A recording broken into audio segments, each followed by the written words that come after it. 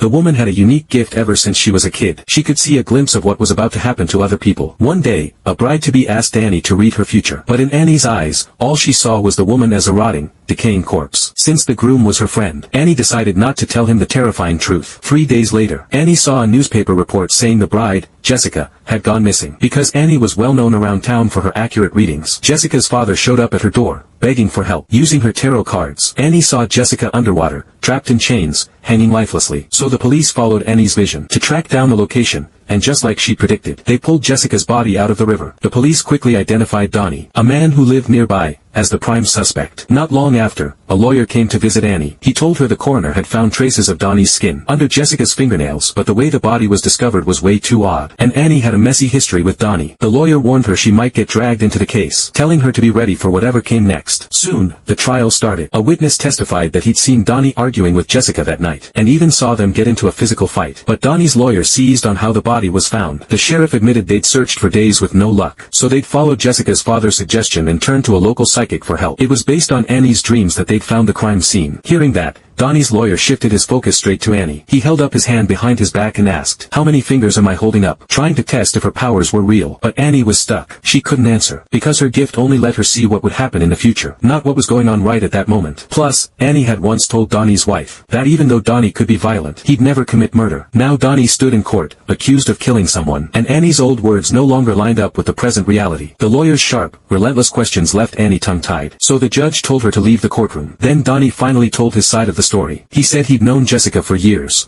and they'd had a secret physical relationship. When he found out she was getting married, he asked to meet up. Their conversation went south fast, and they ended up fighting. Those scratches on his arm, he said, were from that argument. Afterward, he'd driven Jessica back home. He admitted he was a lousy husband, but he swore up and down he hadn't killed her.